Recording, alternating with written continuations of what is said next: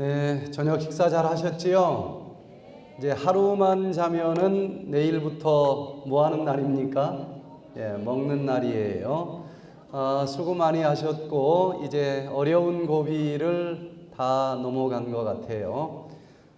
내일부터는 이제 먹는데 백투에덴 프로그램은 이렇게 안 먹기만 하는 프로그램이 아니고 평생 잘못 먹어서 쌓인 독소를 비우는 이 디톡스 프로그램, 비우기 프로그램이 있고 또 먹으면서 하는 프로그램이 있어요. 채우기 프로그램.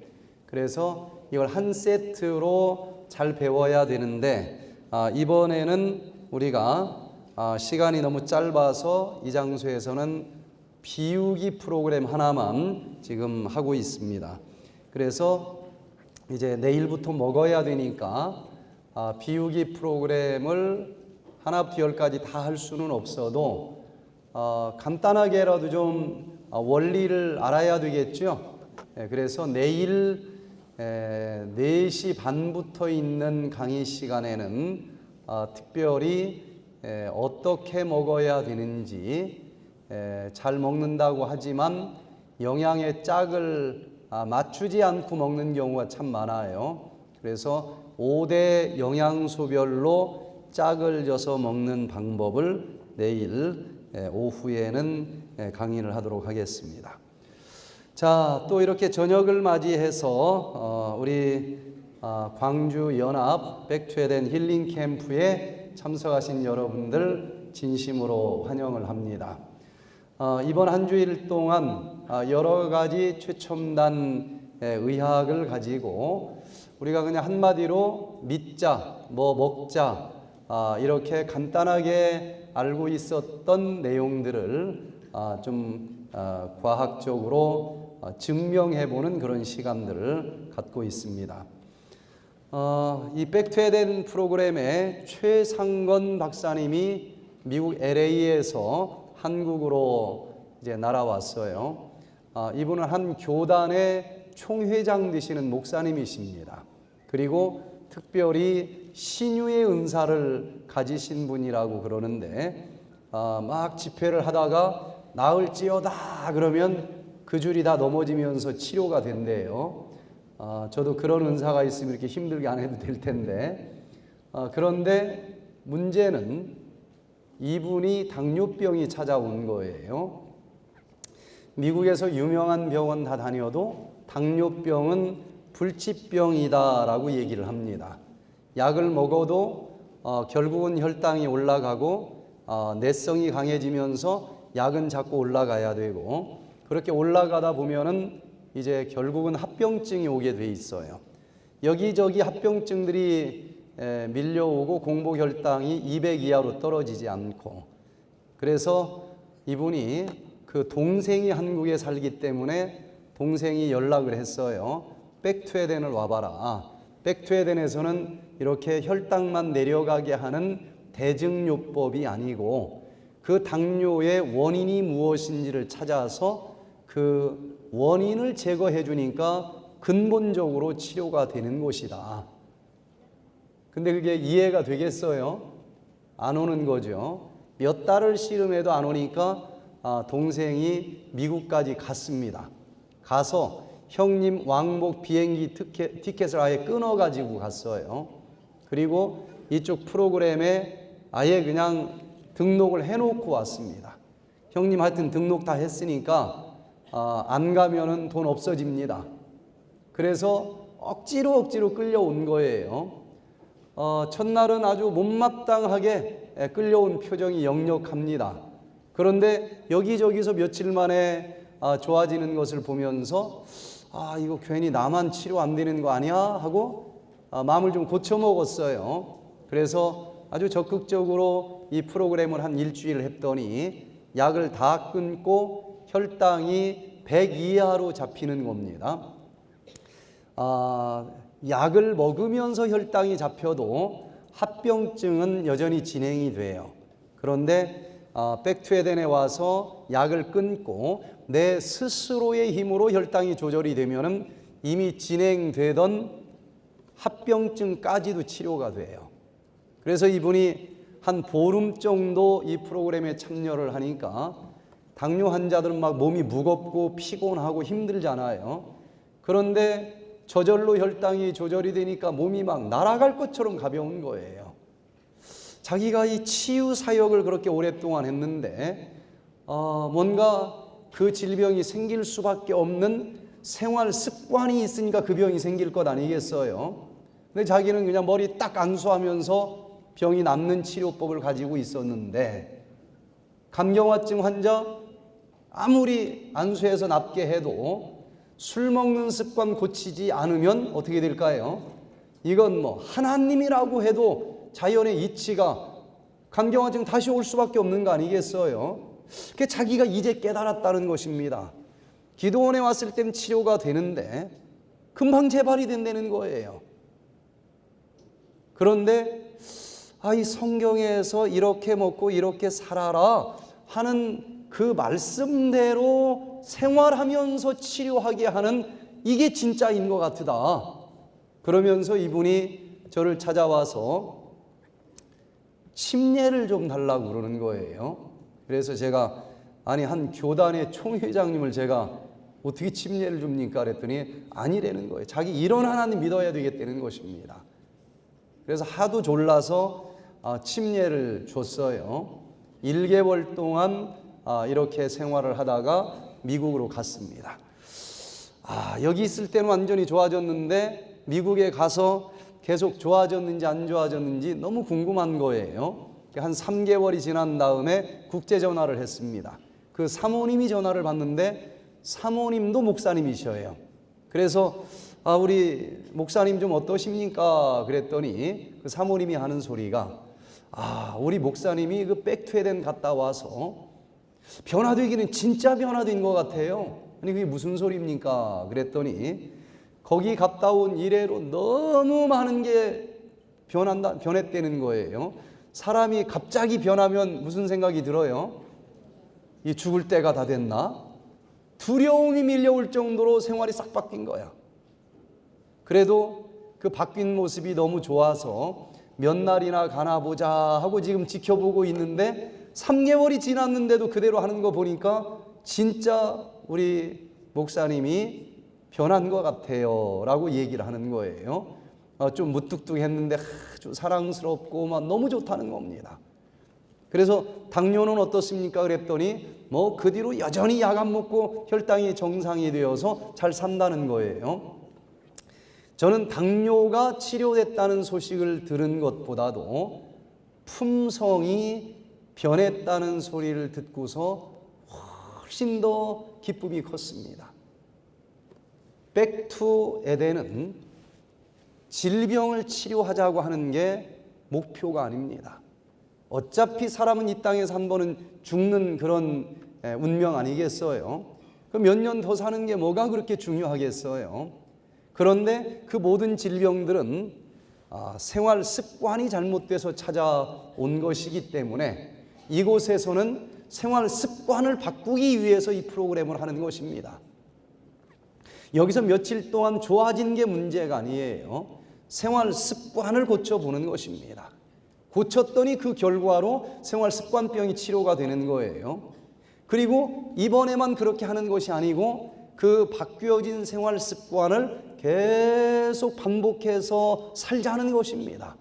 그렇게 계속 살면은 어떻게 되는가? 습관이 반복이 되면은 품성이 되고 그 품성을 우리가 저 하늘나라까지 가지고 갈 수 있는 거라서 이 백투에덴에서 가장 중요한 최종적인 목표가 있다고 하면은 바로 품성이 변화되어 보자는 것입니다. 그래서 오늘 이 시간에는 뇌신경학으로 설명하는 백투에덴의 성품 변화 원리라고 하는 제목으로 우리가 그렇게 성품이 변화되고 싶어서 기도도 하고 노력도 하는데 이게 좀처럼 잘 되지 않아서 고민 아니겠어요? 그래서 성경만 가지고 아무리 노력을 해도 잘 안 된다고 하는 분이 이 마음은 보이지 않지만 뇌신경세포는 보이지 않습니까? 성품이라고 하는 것은 바로 여기 뇌신경세포에서 꼴지워지는 것이기 때문에 뇌신경학자들의 연구 결과를 통해서 이미 잘못된 생활 습관을 가지고 있는데 어떻게 하면은 이 잘못된 생활 습관들이 고쳐질 수 있는지 이것을 매취시켜서 살펴보면은 이렇게 손에 잡힐 수 있고 드디어 그 바라고 있었던 성품 변화가 가능할 수 있다는 거예요. 베드로후서 1장 4절을 우리 같이 한번 읽어보겠습니다. 하나님께서 우리를 향해서 무엇을 원하고 계시는지 한번 읽어보겠습니다. 시작. 이로써 그 보배롭고 지극히 큰 약속을 우리에게 주사 이 약속으로 말미암아 너희로 정욕을 인하여 세상에서 썩어질 것을 피하여 신의 성품에 참여하는 자가 되게 하려 하셨으니, 하나님께서 우리에게 기대하는 것, 원하는 게 뭐라는 것입니까? 이 모든 것을 다 수단으로 해서 결국은 우리가 어떤 사람이 되기를 원하시는 거예요? 신의 성품에 참여하는 자가 되기를 원하신다는 것입니다. 그러면 과연 이 신의 성품으로 변하기 위해서는 어떻게 해야 될까? 성경에서 우리들이 그렇게 소원하는 성품 변화 방법을 찾아보니까 의외로 없어요. 성품이라는 단어가 하나님께서는 우리가 하나님의 그 아름다운 성품으로 변화되기를 원한다라고 얘기를 했는데 구체적으로 어떻게 해야 성품이 변화되는지 성품이라고 하는 단어 자체가 별로 없어요.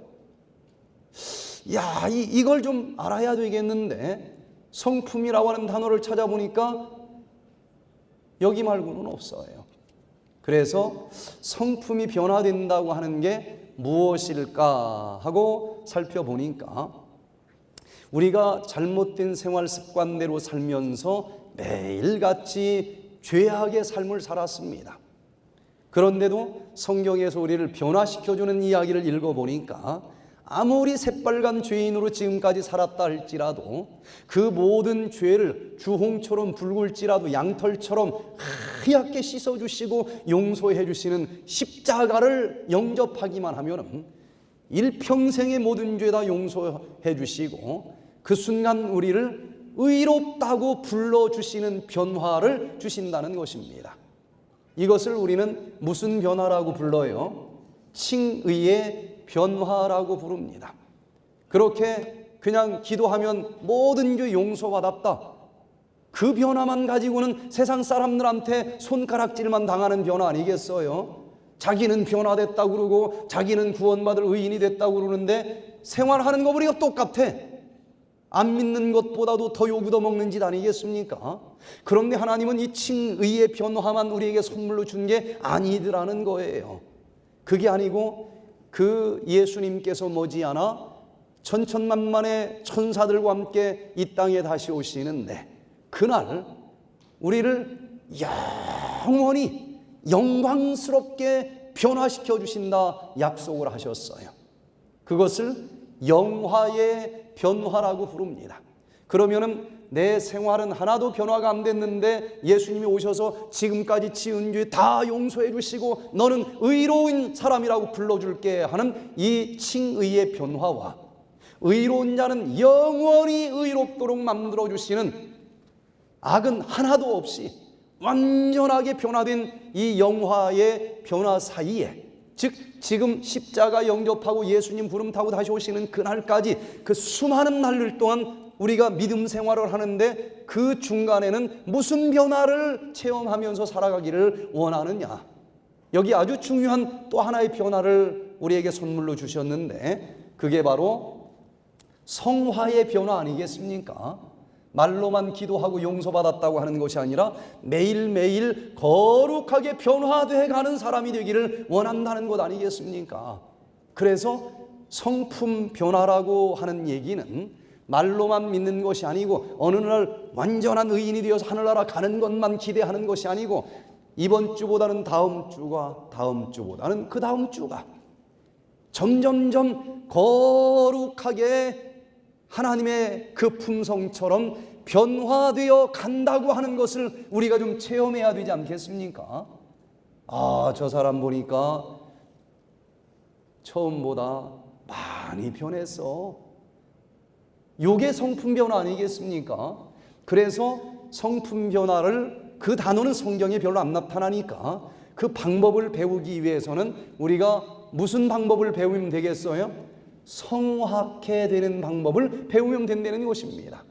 그런데 성화라고 하는 것을 우리가 한자로 다시 찾아보니까 거룩할 성자에다가 변화할 화자를 썼어요.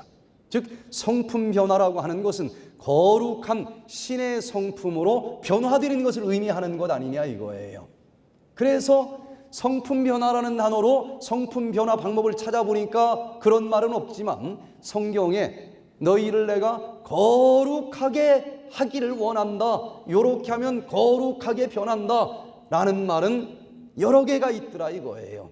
그래서 거룩하게 해주시는 그 약속의 말씀을 다 찾아서 그것만 가지고 하면은 하나님을 모르는 사람들은 죽어도 이해가 안 되니까 그건 모른다 치더라도 요 성품 변화의 장소인 뇌신경에서 잘못된 나쁜 습관이 어떻게 새로운 좋은 습관으로 변할 수 있는지 여기에 대한 연구 결과들을 뇌신경학적으로 살펴보면서 정말 성품 변화되기 위해서 어떻게 해야 되는지를 오늘 이 밤에 같이 생각을 해보고, 이게 이론적인 강의가 아니고 우리들에게 진짜 성품이 변화되는 경험이 손에 잡힐 수 있기를 바랍니다. 자, 성품 변화라고 하는 것은 결국은 요 뇌신경세포에서 이루어지는 일 아니겠어요? 그래서 뇌신경학에 대해서 연구하고 있는 뇌신경학자들의 연구 결과들을 한번 살펴봅니다. 사무엘 스마일즈는 이렇게 발표를 했어요. 내가 지금까지는 밤 10시에 배가 좀 고프다 그러면 뭐 끓여 먹었어요? 왜 그때쯤 되면 꼭 TV 방송에서 라면 먹는 장면이 나오나 몰라요. 또 라면을 계속 끓여 먹었어. 그래서 아랫배가 나왔습니다. 그러고도 아무 생각 없이 계속 끓여 먹었어. 야식을 하는 습관이 생겼다는 거예요. 그것 때문에 배가 나오고 아랫배 나온 것 때문에 고혈압, 당뇨병, 만병이 거기서 뿌리가 올라온 겁니다. 그런데 이런 야식하는 습관을 어떻게 고치느냐? 일단은 생각을 좀 해봐야 되지 않겠습니까? 이게 지금 잘하는 행동이냐? 말씀을 들어보니까 요게 만병의 근원이라고 하는 것이 여기 머릿속에 생각으로 들어왔어요. 한 번 듣고 그냥 스쳐가면은 지나가 버릴 텐데 계속 이쪽 방향에서 얘기하고 저쪽 방향에서 얘기하고 저쪽 논문으로 얘기하고 계속 들었더니 이 머릿속에서 야식은 아닌 것 같다, 막걸리는 아닌 것 같다, 이런 생각이 어느 날 이제 들 것 아니겠습니까? 그 생각이 계속 간절하게 여기서 반복되고 반복되다 보면은 어느 날엔가는 에이 야식 안 할 거야 하고 이게 행동으로 옮겨질 것 아니겠어요? 그런데 그 행동을 한 번만 하는 것이 아니라 하루, 이틀, 1년, 2년 그게 반복이 되면 이제 누가 밥을 먹자고 해도 야식을 안 먹는 새로운 습관이 형성될 것 아니겠습니까? 그렇게 평생 그 습관을 유지하다 보면 저 사람은 밤에 아무리 비싼 거 줘도 맛있는 거 줘도 안 먹는 사람이야. 그 사람의 그것이 성품이 될 수 있다는 것입니다. 술 절대로 안 먹어. 술을 안 먹으니까 소리 고래고래 지르지 않는 사람이야. 그런데 우리가 죽으면 다 썩어 없어지지만은 그 사람은 어떤 사람이야 라고 성품만큼은 영원히 떠돌아다니지 않습니까? 우리가 다 썩어 없어지지만 저 영원한 하늘까지 가지고 갈 수 있는 것은 성품 하나밖에 없고 이 성품으로 결국은 심판을 받을 것이고, 그 성품에 의해서 우리가 영원한 멸망의 운명을 가질 것인지 영생의 운명을 선물로 받을 것인지가 결정된다. 그런 의미에서 우리의 이 삶의 이 생활들을 하나씩 생각해 볼 수 있는 이번 이 백투에덴의 일주일 강의는 새롭게 생각을 할 수 있는 굉장히 소중한 시간이 될 수 있다는 것입니다. 그러면 이제 이 생각을 하는 요 뇌신경 세포에 대해서 우리가 좀 간략하게 정리를 해봅니다. 뇌신경 세포는 너무나 복잡해서 다 그려놓으면 전문가도 헷갈려요. 그래서 필요 없는 것 다 지우고 우리가 꼭 생각해야 될 부분만 간단하게 요약해서 뇌신경 세포를 좀 그려보니까, 우리가 뭔가 생각하고 들으면 기억을 해주는 마음은 어디에 있습니까? 여기 뇌신경 세포에 있는 거잖아요. 그래서 우리의 이 두뇌는 뭔가를 기억하는 기억력의 저장 창고인데, 여기에 어떤 내용이 기록이 되려면 새로운 정보가 이 방으로 들어가야 되지 않겠습니까? 근데 뇌신경세포로 들어가는 문이 5군데가 있다는 것입니다. 그것을 우리는 마음에 이르는 문이라 그러고 오감이라고 하는 문이 있다는 거예요. 하나는 뭔가를 봤어요. 이 눈으로, 시각이라고 하는 문으로 어떤 새로운 정보가 들어올 수 있을까요? 뭐 보면은 먹고 싶기도 하고, 봤는데 침이 딱 쭈루루루 흘리기도 하고 그러지 않습니까? 근데 정보가 눈으로만 들어오는 것이 아니에요. 귀로도 들어옵니다. 청각의 문으로 들어올 수도 있고, 또 촉각, 만지면서 정보가 들어올 수도 있고, 또 후각, 냄새를 맡는 걸로 정보가 들어올 수도 있고, 마지막에 뭐가 있어요? 혓바닥, 미각, 맛을 보니까 이게 뭔지 알겠어요. 옛날에는 그렇게 맛있었던 오징어가 이게 싹 맛이 달라질 수도 있는 겁니다. 그래서 이 오감에 이르는 문을 통해서 모든 정보가 이 마음의 집으로 들어온다는 것을 우리가 알아야 되는데, 그냥 지나가는 거는 다 들어오게 하면은 우리의 마음의 집은 너무나 너저분할 거 아니겠습니까? 안타깝지만 들어오는 문은 5군데가 있지만 한 번 들어오면 나가는 문이 별로 없어요. 그래서 지혜로운 사람은 그냥 무조건 다 들어오게 하지 않고 이 오감의 문에다가 파수꾼을 세워놓습니다. 그래서 더러운 것은 검문검색해서 거절하고 내 마음에 좋은 것들만 들어오게 하는 자들이 지혜로운 자들이라는 거예요. 그런데 나를 더럽히는 이 죄라고 하는 낙타가 어떤 전법으로 들어오는지를 좀 알아야 됩니다. 이걸 모르기 때문에 평생 속는 거예요. 평생 당하는 것입니다. 한 나그네가 낙타를 끌고 사막을 여행할 때였어요. 사막이 낮에는 뜨겁지만 밤에는 어떨까요? 너무너무 추워요. 그래서 1인용 텐트를 하나 딱 펼쳐놓고 이 나그네가 텐트 안에서 잠을 자는데 누가 자꾸 옆구리를 자는데 건드는 거예요. 누군가 하고 눈을 떠보니까 낙타도 추웠던 모양이에요. 코를 텐트 속으로 집어넣고 있는 거야. 그때 안 돼 하고 한 방 딱 쳤으면은 텐트 속에서 밤새 편안하게 잤을 텐데, 에이, 코 정도에 어떻겠어. 아이, 피곤한데 그냥 자자. 근데 한참 자는데 가슴이 무거워요. 이게 웬일인가 하고 보니까 낙타가 이제 텐트 안으로 앞발까지 들어왔어. 그때라도 쳐냈으면 좋은데 너무 피곤하다고 앞발 정도에 어떻겠어. 그냥 잤더니 아침에 일어나 보니까 이 나그네는 어디서 자고 있어요? 텐트 밖에서 굴러 자고 있고, 텐트 속에는 누가 들어가 있어요? 낙타가 들어가 있더라는 것입니다. 죄라고 하는 낙타가 꼭 이런 전법으로 들어온다는 거예요. 이 강의를 듣고 내가 이제 고기는 안 먹는다. 근데 딱 결심을 하면은 그날따라 또 갈비가 한 꿰짝 선물로 들어와요. 그러면은 아이, 딱 이번까지만 먹고 다음부터 먹지 말자. 죄라고 하는 낙타가 요런 식으로 들어와요. 누가 딱 한 잔 주면은 딱 이번 한 잔만 먹고, 그렇게 들어오다가 그냥 내 마음을 다 지배를 해버린다는 거예요. 그래서 죄라고 하는 낙타는 아예 입구에서 딱 쳐내는 자가 가장 현명한 자라고 얘기할 수가 있겠어요. 루터가 그렇게 얘기를 했습니다. 죄라고 하는 새가 머리 위를 오락가락 하는 거에 어찌할 수 없다. 딱 보는 순간 먹고 싶은 거 어찌할 수 없습니다. 그거는. 그러나 이 죄라고 하는 새가 내 이 머리에 딱 내려앉아서 아예 그냥 둥지를 틀려고 그러면은 안 돼 하고 털어낼 수 있도록은 우리가 만들어져 있다. 순간적으로 먹고 싶고 또 유혹은 왔다 갔다 하는 것 어찌할 수 없지만, 얘가 아예 내 머릿속에 들어와서 집을 지으려고 하면 안 돼 하고 털어낼 수 있는 능력은 있다는 것입니다.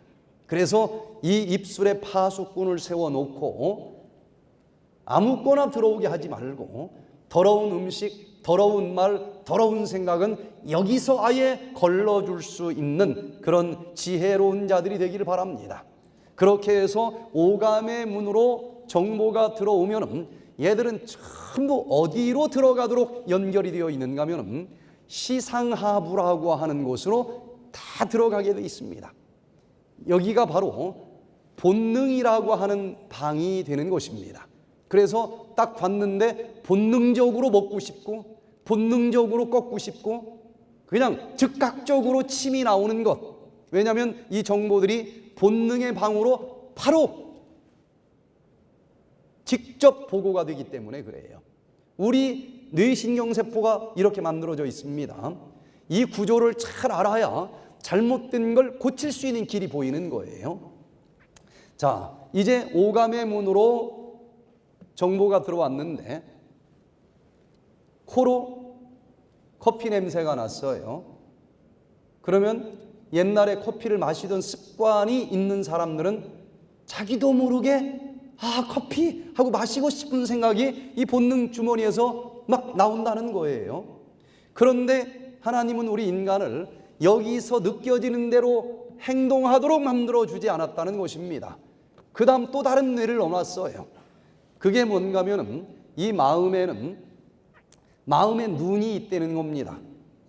여기 앞니마에 전두연암야에 마음의 눈이 있는데, 이 정보가 그거 마시고 싶은데 하는 느낌이 있어도 그냥 바로 입으로 가지고 오는 것이 아니라 생각과 상상이라고 하는 마음의 눈, 꼭 마셔보는 것이 아니고 요걸 마셨을 때 내가 어떻게 될까, 안 마셨을 때 어떻게 될까, 그 결과를 미리 볼 수 있을까요, 없을까요?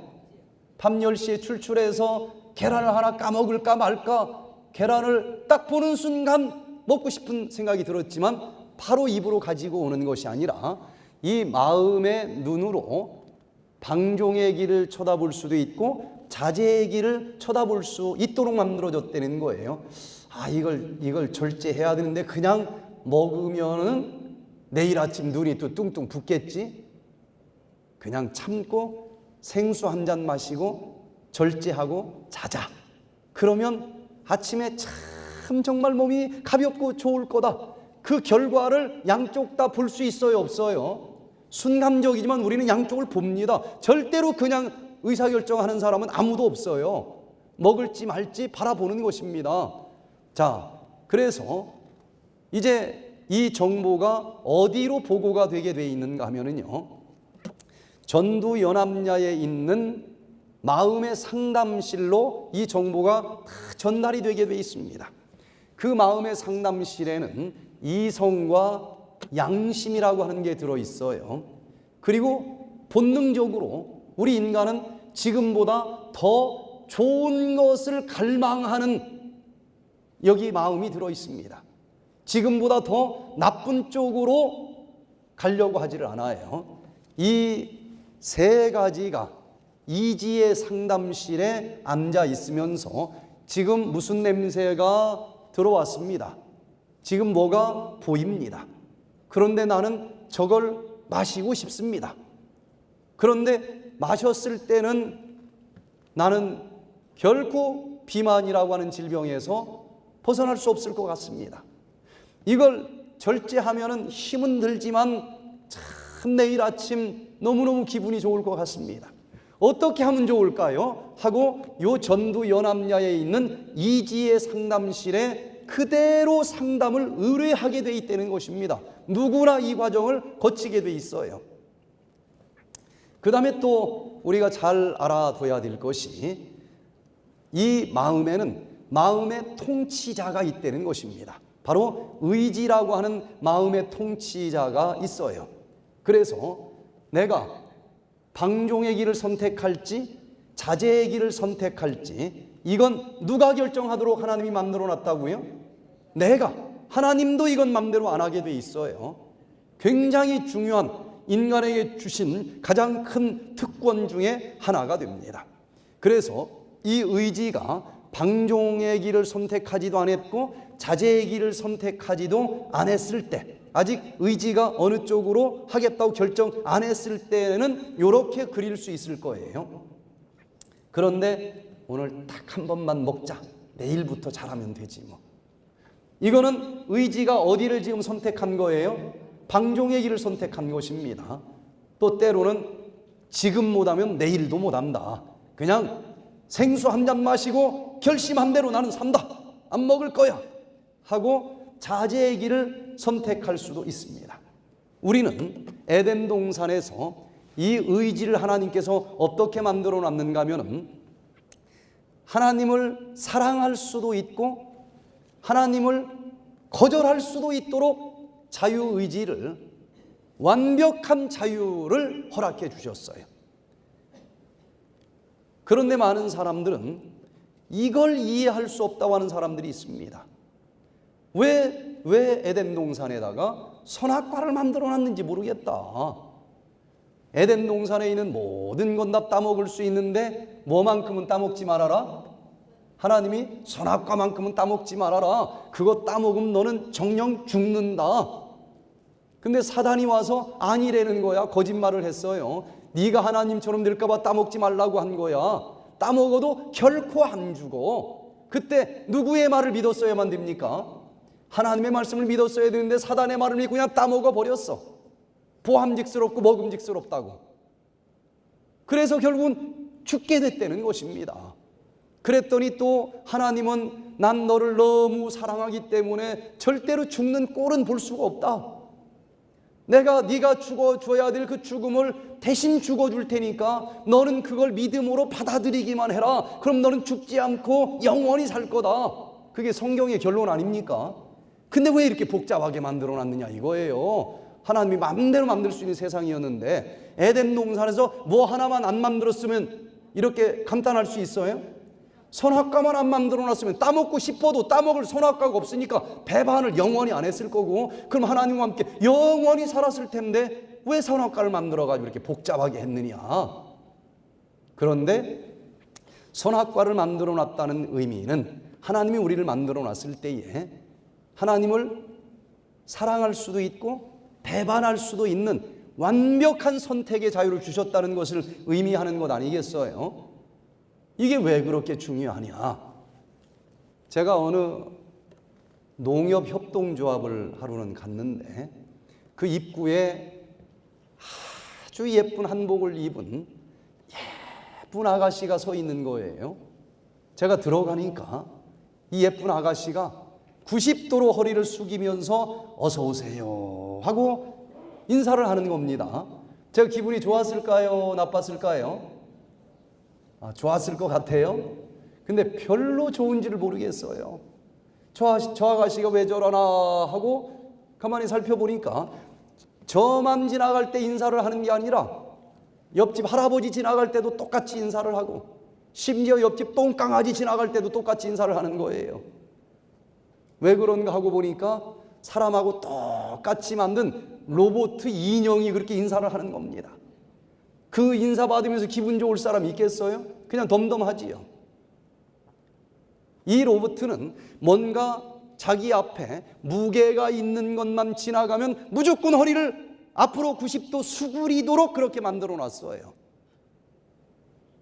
그런데 만약에 얘를 정말 좋은 사람은 앞으로 숙이게 하고 별 볼 일 없는 사람은 얼굴을 옆으로 횡 하고 돌리게 만들어 놨다고 하면은 선택의 자유가 굉장히 높지요.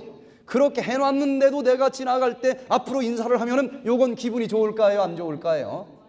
이건 기분이 좋을 수 있어요. 하나님께서 선악과를 안 만들어 놨다는 얘기는 무조건 앞으로만 그냥 허리를 숙이면서 사랑합니다, 존경합니다, 이게 진짜 사랑이냐 이거예요. 하나님은 그런 사랑을 받기를 원하지 않습니다. 얼마든지 선택할 수 있는 자유가 있는데도 정말 하나님을 사랑하는 진짜 사랑을 나누기 위해서 선악과를 만들어 놨다는 것입니다. 그 자체가 잘못된 것은 아니지 않겠어요? 이렇게 완벽하게 우리를 만들어 놓으셨는데 안타깝게도 우리가 이 의지를 잘못 사용을 한 것입니다. 자, 이 선악과를 하나님께서는 에덴 동산에서 만들어 놓으셨다는 의미가 내가 이 자유의 의지를 안 따먹는, 그러면서 하나님을 사랑하는 그런 자제의 길로 선택할 수도 있었고, 또 내가 따먹으면서 불순종의 길을 선택할 수도 있게 완벽한 자유를 우리에게 주셨다고 하는 것입니다. 그런데 우리가 죄를 지은 이래로 이 의지가 어떻게 변했는가 하고 살펴보니까 우리를 창조하신 하나님께서 우리의 마음까지 구조를 가장 잘 아실 것 아니겠습니까? 그래서 하나님이 우리에게 기록해 주신 말씀을 보니까 여기 로마서 7장 18절에 내 속 곧 내 육신에 선한 것이 거하지 아니하는 줄을 아노니 원함은 내게 있으나 선을 행하는 것은 없노라.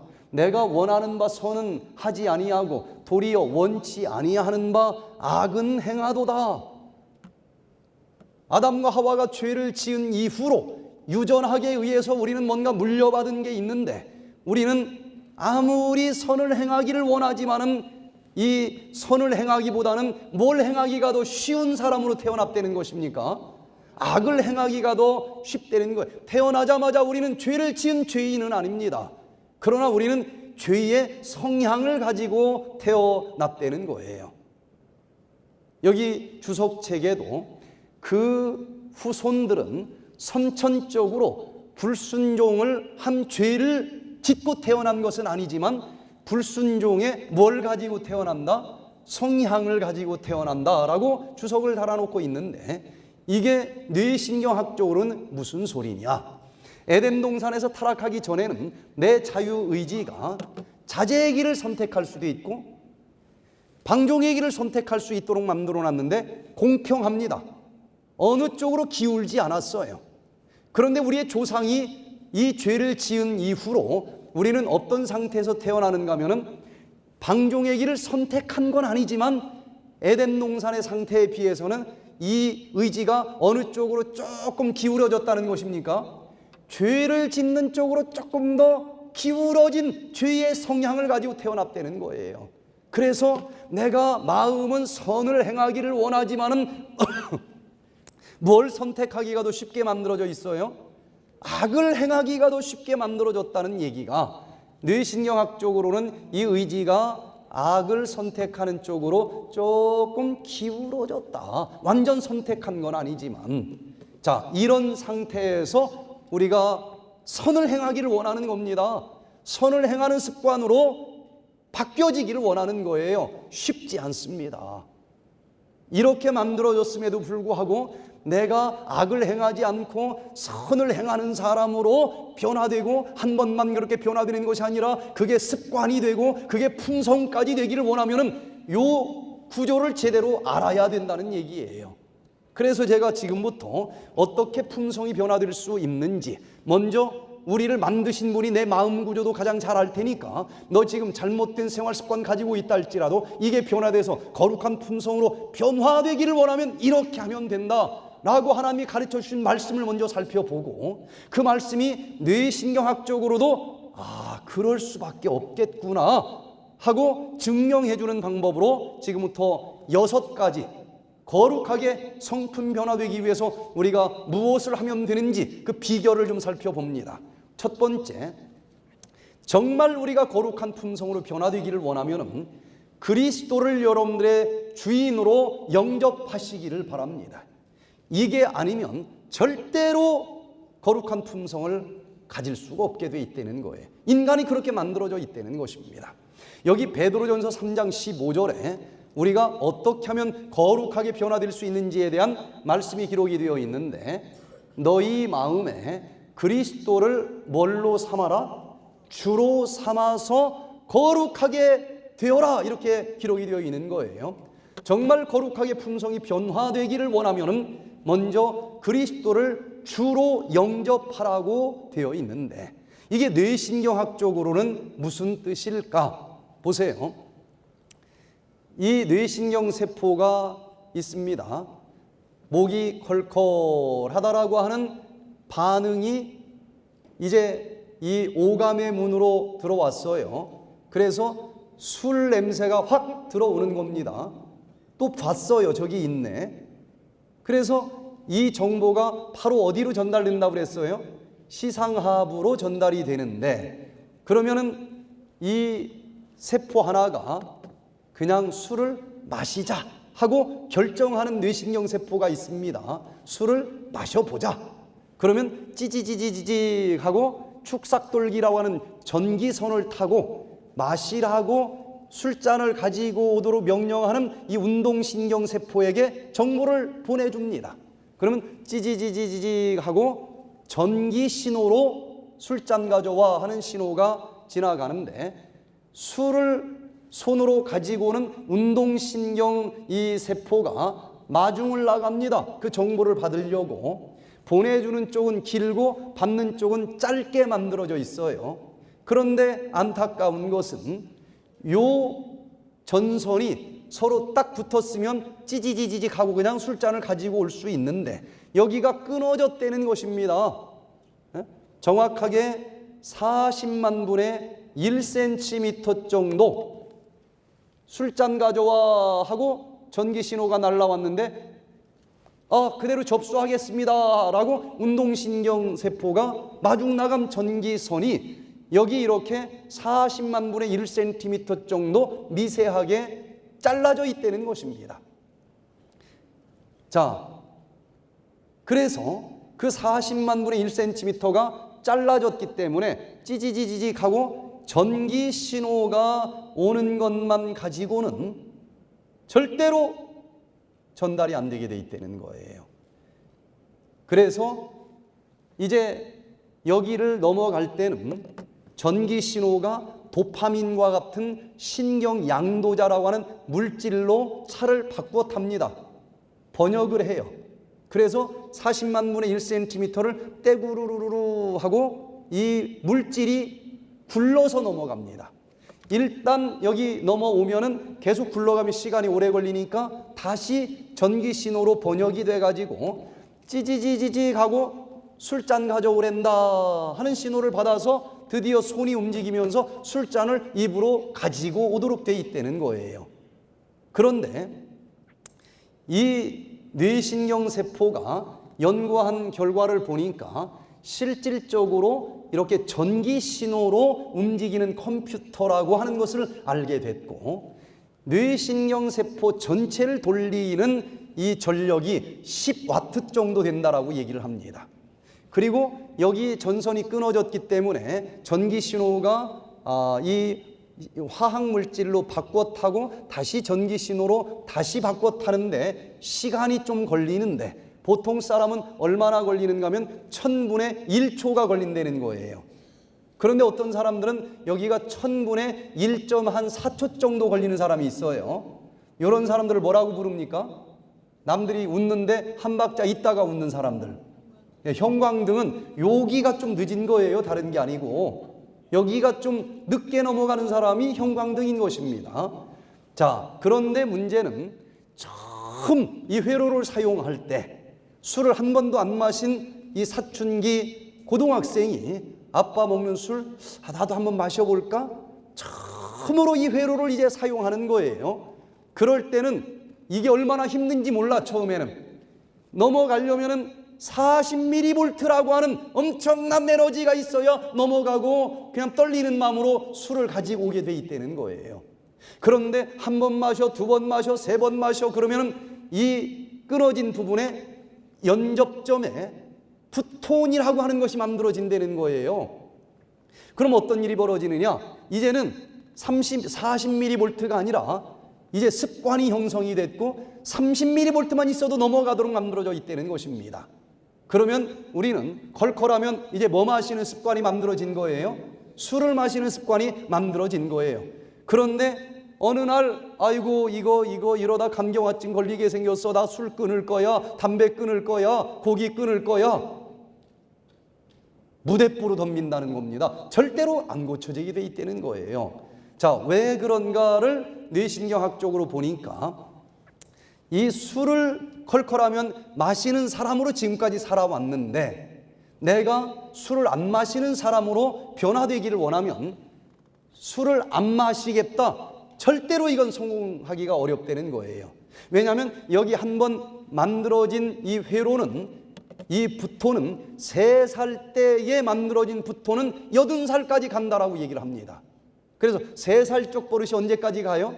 80살까지 간다는 게 증명이 됐어요. 그런데 여기 에스겔 36장 26절에 보니까 내 또 새 영을 너희 속에 두고 새 마음을 너희에게 주되 예수님께서 우리에게 새 마음을 주시는 분이다라고 소개가 되어 있는 거예요. 그래서 내가 만들어내는 내 생각 가지고는 게임이 안 되고 나를 어떻게 해서든지 건강하고 행복하게 살기를 소원하시는 그 예수 그리스도를 여러분들의 주인으로 영접해 보시기를 바랍니다. 내 마음속에 예수님을 주인으로 영접하면 내 마음속에 누구의 마음이 만들어지는 거예요? 예수님의 마음, 예전과는 다른 새 마음이 만들어진다는 것입니다. 영적인 마음이 만들어진다는 거예요. 자, 이게 뭐냐? 이제 일 끝나고 집에 가고 있는데 콩나물 파는 할머니가 길목에 앉아 있는 거예요. 그래서 할머니 콩나물 300원어치 주세요 하고 500원을 줬는데 할머니가 콩나물 300원어치 주고 700원을 거스름돈으로 주는 겁니다. 뭘 착각한 거예요? 1000원짜리 준 줄로 착각을 한 거예요. 내가 딱 보니까 계산 잘못된 걸 알아요, 몰라요? 알지요. 근데 계속 이렇게 펼치고 있으면 할머니가 도로 달라고 그럴 것 같아서 나도 모르게 움켜줬어. 이게 지금까지 내가 살아오던 습관입니다. 그리고 얼른 주머니에다 넣었어. 그리고 집으로 걸어오는데 기분이 너무 좋은 거야. 세상에 돈이 500원에서 700원으로 늘어났고 콩나물은 300원어치가 생겼으니 오늘 재수가 좋아도 너무 좋은 거야. 야, 이렇게 운이 좋은 날 그냥 내친 김에 복권까지 마저 하나 살까? 그날 저녁에 막 잠자리도 너무 좋아. 기분이 너무 좋아. 이렇게 살아오는 습관으로 한평생을 살아왔는데 어느 날 백투에덴 힐링 캠프를 딱 갔습니다.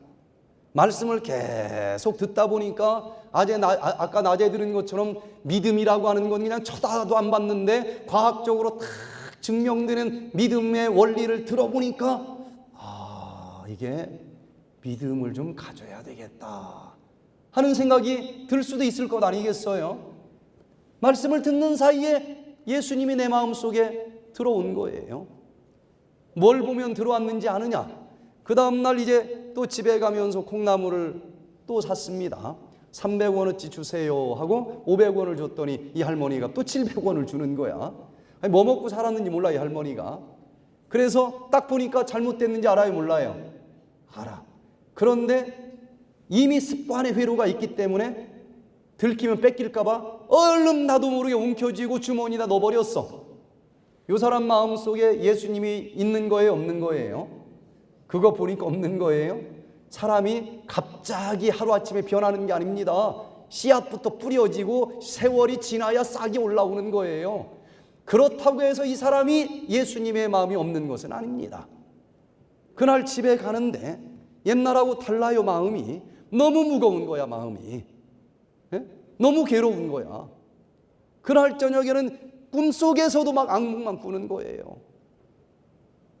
네가 인간이냐? 네가 사람이냐?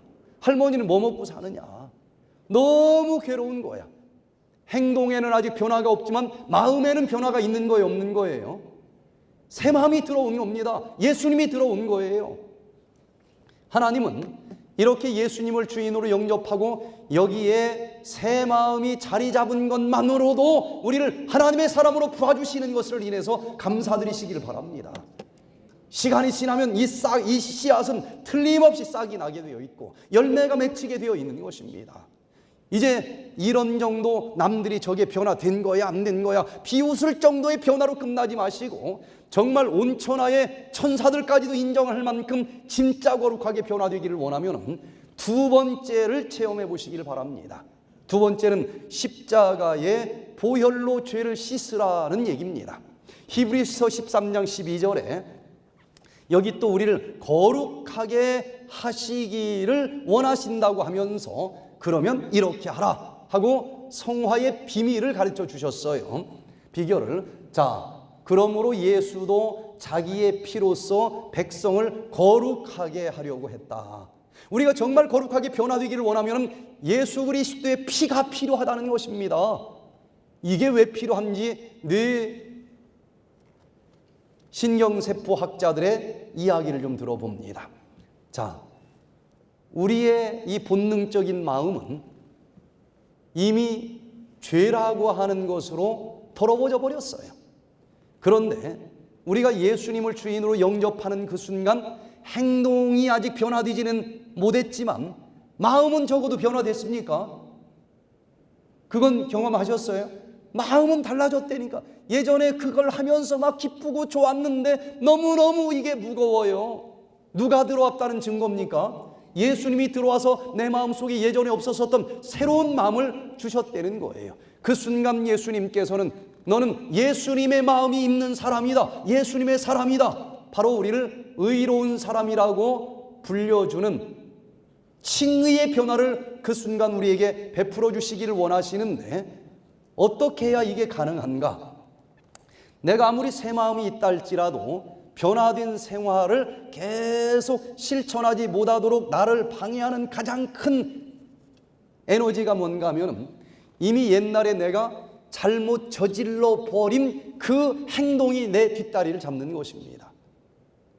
징검다리를 건너가는데 이 양말을 물에 적시지 않으려고 조심조심 걷습니다. 그러다가 어떻게 실수를 해서 한쪽 양말이 물에 빠져버렸어. 그런데 나머지 한쪽 양말이라도 안 빠져보려고 끝까지 조심조심 걷는 사람이 몇이나 될까요? 대부분 어떻게 행동을 합니까? 이미 젖은 이것에 뒷다리가 잡혀가지고 이왕 베린 몸인데 뭐 하나 젖이나 두 개 젖이나 그냥 풍덩 물속으로 들어가지 않습니까? 마찬가지예요. 옛날에 잘못한 요것이 어차피 죄인인데 한 잔 먹으나 10잔 먹으나 처음 한 잔 먹는 게 어렵지 이것이 나를 계속 그쪽으로 끌고 가게 하고 새로운 행동을 못하도록 막는다는 것입니다. 이게 참 어려워요. 제가 여기저기 다니면서 이 힐링 캠프를 하는데 그 중에서 제일 어려웠던 동네가 어딘가 하면은 대전시에서 27개 교회 연합으로 이런 힐링 캠프를 할 때 너무너무 마음이 어려웠어요. 제가 대전고등학교를 나왔는데 이 담배라고 하는 것을 제가 좀 일찍 입에 댔어요. 하나님을 몰랐으니까 국민학교 들어가기 전부터 담배를 입에 대기 시작을 해가지고 국민학교 때는 쉬는 시간에 담 넘어가서 피고 들어온 기억도 있고 중학교 때는 이것 때문에 잘릴 뻔했고 고등학교 때는 하여튼 담배 피는 친구는 제가 다 가르쳐준 친구들이에요. 근데 그 뒤로 저는 이제 예수님을 만나고 담배를 탁 끊고서 아주 거룩한 척하며 살아간단 말이에요. 다른 데 가서는 신나게 막 요렇게 살아야 됩니다 뭐 하는데 대전에 가서 이 얘기를 할 생각을 하니까 27개 교회가 연합을 하니까 막 신문에 뭐에 막 광고를 하는데 그때 저한테 담배 배운 친구들이 그걸 볼까요 안 볼까요? 그 친구들이 여기 앉아있을 걸 생각하니까 아이고 네가 담배 끊으라고 얘기를 해? 네가 술 끊으라고 얘기를 해? 그 비웃는 모습이 막 보이는데 도저히 못할 것 같아요. 다른 데서 느끼지 못한 무거운 마음이 있어가지고 이 좋은 일을 못할 것 같은 생각이 드는 거예요. 옛날에 저지른 일이지만 이 회로가 나를 새롭게 거룩하게 살아가는 걸 막아주는 힘이 있어요, 없어요? 있습니다. 예전에 잘못한 그 죄가 오늘 새롭게 살려고 하는 걸 막아요. 이것을 정리하기 전에는 절대로 우리가 변화되기가 어렵다는 것입니다. 그래서 하나님께서는 그래도 우리가 변화될 수 있는 비결을 가르쳐 주셨는데, 이미 예전에 잘못 저질러 버린 그 회로 앞에 십자가를 세워두라는 것입니다. 네가 아무리 주홍처럼 붉은 죄를 졌을지라도 내가 잘못했습니다 하고 십자가를 딱 꽂아버리라는 것입니다. 그러면 양털처럼 새하얗게 용서해 주시고 그런 죄를 지은 적도 없는 것처럼 너를 의로운 사람이라고 인정해 주고 불러준다. 이 놀라운 복음을 여러분들이 받아들여 보시게 되기를 바랍니다. 제가 그날 밤을 지새면서 기도했어요. 하나님, 제가 예수님을 모를 때 그렇게 살았습니다. 용서해 주세요. 그때 내가 담배 가르쳐준 친구들까지도 이번에 다 불러서, 그때는 그게 좋은 줄 알았는데 지금 정신 차리고 보니까 너무너무 나쁜 거라더라.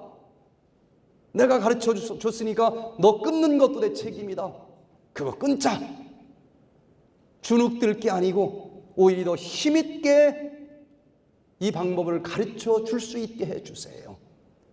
모든 죄를 다 기도하면서 십자가로 용서를 받았더니 죄책감이 사라지고 그 친구들을 만나고 여전히 이렇게 올바른 생활을 하자라고 얘기할 수 있는 힘이 생기는 것을 경험하게 됐습니다. 여러분, 과거에 잘못된 지 덮어놓고 새롭게 변화된다? 절대로 불가능해. 그건 불가능합니다. 이걸 고백하고 십자가로 용서받는 경험을 갖게 되기를 바랍니다. 그리고 정말 변화되기를 원하면 많은 사람들이 이걸 이해를 못하는데 멈춤의 기적을 체험해야만 됩니다. 멈춤의 기적을 체험을 해야 돼요. 이게 없이는 절대로 변화가 불가능합니다. 왜냐하면 이 세상에는 관성의 법칙이라고 하는 것이 지배하고 있기 때문에 그래요. 팔랑개비가 오른쪽으로 돌아가는데 보니까 잘못됐어. 왼쪽으로 돌아가야 맞아. 그러면은 얘를 왼쪽으로 돌리고 싶다고 손가락을 팍 껴버리면 어떻게 돼요? 왼쪽으로 돌아가지도 않을 뿐만 아니라 손가락만 다 망가져요. 우리가 지금까지 죄악의 길로 걸어가고 있었습니다. 습관이에요. 이거는 관성의 법칙에 의해서 나는 가능하면 이쪽 길로 가고자 하는 에너지가 지금 입력되어 있습니다. 그런데 나는 이쪽으로 가고 싶은 거예요. 마음은 원이지만 안 된다는 것입니다. 이걸 가능하게 하려면 일단 이 팔랑개비를 멈춰야만 됩니다. 제로화 시켜야 돼요. 제로화 된 다음에 왼쪽이다 하고 돌리면 왼쪽으로 돌아가게 돼 있듯이, 내가 이쪽의 습관을, 악의 습관을 가지고 걸어가던 사람이 관성의 법칙을 탈피하고 반대 방향으로 걸어가는 사람으로 변화되기를 원하면 일단 뭐 해야 되겠어요? 멈춰야 됩니다. 멈춤이 없이는 이 관성의 법칙이 지배하는 세상에선 절대로 변화되기가 어려워요. 그래서 하나님께서 꼭 너는 멈추는 훈련을 해야 된다. 이 비결이 너를 변화시켜 주는데 얼마나 중요한지 강조하고 또 내가 강조한다. 그러면서 10계명 중에서도 4번째 계명에 이 멈춤의 법칙에 대해서 기록을 해주고 있는데, 우리를 거룩하게 하는 방법 중에 하나로 가르쳐 주신 게 있어요. 출애굽기 31장 13절에 너는 이스라엘 자손에게 고하여 이르기를 너희는 뭘 지켜라? 나의 안식일을 지키라. 이는 나와 너희 사이에 너희 대대의 표징이니 나는 너희를 뭐하게 하는? 거룩하게 하는 하나님인 줄 네가 알 것이다. 안식일을 지켜라. 그러면 너는 내가 너를 거룩하게 변화시켜 주시는 하나님인 줄 알게 될 것이다. 너무 중요하기 때문에 요거는 반복해서 얘기를 합니다. 에스겔 20장 12절에서 또 나는 그들을 거룩하게 하는 여호와인 줄 알게 하려 하여 내가 내 안식일을 주어 그들과 나 사이의 표징을 삼았었노라. 말로만 주여 주여 하고 믿었는데 생활은 하나도 변하지 않는 사람들이 얼마나 많습니까? 그래서 기독교가 개독교로 지금 불려지는 그런 시대에 살고 있지 않습니까? 그런데 말로만이 아니고 정말 이 삶의 모습이 변화되기를 원하면은 변화시켜 주시는 하나님을 네가 만나기를 원하면 안식일을 기억하여 거룩히 지켜라. 안식일이 뭡니까? 아무리 바빠도 하나님께서 말씀하시는 그 시간에 안식, 편안한 앉자, 쉴, 식자, 모든 일 내려놓고 멈춰보라고 하는 법칙 아니겠습니까? 올라갈 때는 보이지 않던 꽃이 내려갈 때 보였다. 바쁘게 살아가다 보니까 잘못된 길을 걸어가면서도 잘못됐다고 하는 것도 보이지 않았는데 잠깐 멈추고 보니까 모든 것이 보일 때가 있었습니까? 멈춰야 됩니다. 여러분들 뭔가 문제가 있으면 무조건 멈추세요. 집에서 설거지하면서는 여전히 보이질 않습니다. 직장 다니면서는 여전히 보이질 않아요. 뭐가 잘못됐는지 보이질 않아요. 모든 건 멈추고 이 공간 스트레스가 가장 크니까 그 공간을 좀 며칠 떠나 보시길 바랍니다.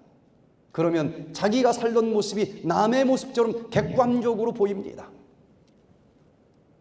이 멈춤의 미학에 대해서 의사들도 굉장히 관심이 많아요. 모든 것은 활동하고 쉬고 활동하고 쉬고 이렇게 리듬을 가지고 움직이게 되어 있는데 사람 몸속에는 어떤 활동의 리듬이 움직이는가 이걸 알고 싶었어요. 왜? 수술을 해도 오후 3시에 하는 게 좋을까? 자는 놈 깨워서 밤 3시에 하는 게 좋을까? 어떤 게 더 좋아요? 네? 어떻게 알아요?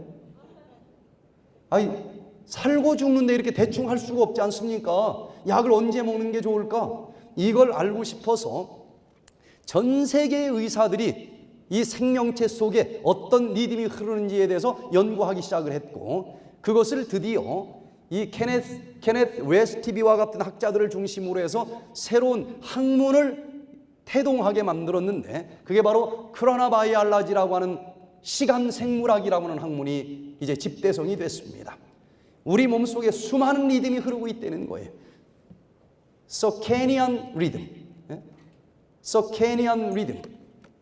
24시간을 주기로 하는 리듬도 있고 한 달을 주기로 하는 리듬도 있고 1년을 주기로 하는 리듬도 흐르고 있고 그리고 또 이 모든 리듬을 다 슈퍼컴퓨터에다가 입력하면서 처음으로 발견한 리듬이 있는데 그게 바로 서케셉탄스 리듬이라고 하는 것을 발견을 했어요. 우리 인간의 몸속에는 일주일을 사이클로 해서 움직이는 리듬이 있다는 것을 이 학자들이 발견을 하게 된 것입니다. 수많은 장기와 호르몬들이 아주 드라마틱하게 이렇게 일주일 주기로 해서 나오고 들어가고 활동하고 쉬고 이런 리듬이 잡힌다는 것을 알게 됐어요. 그 중에서 심리학자인 미국의 라자로스 박사님이 연구한 논문을 보니까 첫째 날 일을 하면서 스트레스 호르몬을 검사를 해보니까 높이 나오더라는 것입니다. 몸이 막 찌뿌둥하고 안 풀어진다는 느낌이 드는 거예요. 그때 두 번째 날 다시 일을 하면서 스트레스 호르몬을 보니까 조금 떨어져요. 몸이 좀 풀어지는 것 같은 느낌이 드는 거예요. 세 번째 날은 더 떨어집니다. 네 번째 날은 세 번째 날과 같은 것으로 나왔어요.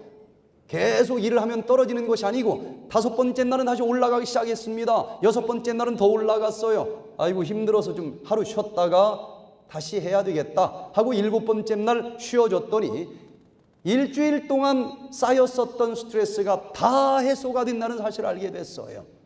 그래서 이 라자로스 박사님은 인간에게는 이 스트레스 호르몬이 일주일 사이클로 해서 U자컵을 그리면서 나온다 해서 스트레스 호르몬의 U컵 현상이다라고 이름을 붙였습니다. 그런데 이 법칙대로 안 살면 어떻게 되느냐? 내 인생 내 멋대로 살면 되는 것이지 하고 일주일째 쉬지 않고 계속 일을 해봤더니 스트레스 호르몬이 예전에 보지 못한 정도로 올라가는 것입니다. 그래도 바빠서 또 여덟 번째 일을 했더니 너무 많이 올라가요. 먹고 사는 것도 좋지만 좀 쉬었다 해야 되겠다. 아홉 번째 날 쉬어줬는데도 이 스트레스 호르몬이 다 해소가 되는 것이 아니라 그냥 내려가다 말더라는 거예요. 항상 피곤한 겁니다, 이 사람들은. 그래서 이런 전문적인 연구 결과에 의해서 사람은 며칠에 한 번씩 쉬어주면서 사는 게 제일 좋다. 일주일에 한 번씩 쉬어주는 것이 제일 좋다. 학자들이 최근에서야 이걸 발견했는데 성경에서는 3,000년, 4,000년 전에 기록된 십계명에 이미 안식일을 기억하여 거룩히 지켜라. 일주일에 한 번 정도는 아무리 바빠도 모든 것 내려놓고 멈춰라, 편히 쉬어라, 이렇게 명령을 했고, 십계명 중에서도 이 쉬라고 하는 이 법칙에만 복을 주었다라고 기록이 되어 있어요. 그 날에 복을 주었다. 이게 절대로 짐스러운 법칙이 아니라는 것입니다. 우리를 건강하게 살 수 있도록 주신 놀라운 법칙이라는 것을 알게 됩니다. 혹시 쟁기질 해보신 분이 있습니까? 쟁기질을 해보면 삐뚤게 갈고 싶은 사람 한 명도 없을 거예요. 반드시 갈고 싶은데 이게 빤듯하게 갈아졌는지 삐뚤어지게 갈아졌는지 쟁기를 잡고 있는 동안에는 잘 안 보입니다. 언제 비로소 보여요? 쟁기를 놓고 뒤를 돌아다 보면 그때서 마음은 원이지만 너무 멀리 벗어났구나. 그러면 다시 방향을 고쳐잡고 또 가는 것 아니겠어요? 우리 인생의 쟁기도 마찬가지입니다. 의의 길로만 걸어가기로 결심을 했어요. 결심한 대로 되는 것이 아닙니다. 그런데 열심히 인생의 쟁기를 갈고 달려가고 사는 동안에는 얼만큼 벗어났는지도 보이지 않는데, 하나님께서 내가 너무 멀리 벗어나지 말라고 적어도 일주일에 한 번 정도는 모든 인생의 쟁기를 내려놓고 멈추라는 것입니다. 쉬라는 것입니다. 그래서 딱 멈춰놓고 보니까 이렇게 의의 길로만 거룩하게 걸어가기를 결심했지만 나도 모르는 사이에 너무 멀리 벗어났다는 것을 그날 볼 수 있는 거예요. 그러면 어떻게 하라는 것이냐? 그날은 멈추기만 하지 말고 전적으로 예수 그리스도와 함께 말씀과 더불어 살아가는 하루를 보내보라는 것입니다. 그러면은 이 벗어난 모든 잘못된 죄는 예수님 십자가가 싹 용서해 주시고 너는 그런 죄 지은 적도 없는 사람이다, 의롭다고 불러주는 칭의의 변화를 선물로 주신다는 것입니다. 내가 다시는 예수님 십자가에 못 박지 않을 거야, 이제 의의 길대로만 한 주일 살아갈 거야 하고 결심을 해보라는 것입니다. 최선을 다해서 살았어요. 그러나 7번째 날은 모든 일을 내려놓고 한번 뒤를 돌아다 보라는 것입니다. 그랬더니 정말 열심히 살았는데 여전히 넘어졌어. 또 십자가 예수님 만나면서 그 모든 죄 다 용서받으면서 칭의의 변화를 또 선물로 받습니다. 이렇게 한 주일 한 주일 살아가다가 드디어 주님께서 이 땅에 다시 오시는 날, 영원히 변화되어서 하늘나라까지 가자고 하는 것인데 맨날 잘못했다 그러고 맨날 용서받고 또 잘못하고 그게 무슨 복음이냐?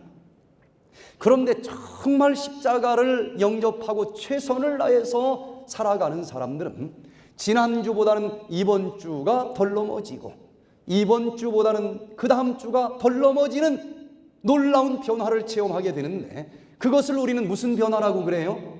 성화의 변화라고 그럽니다.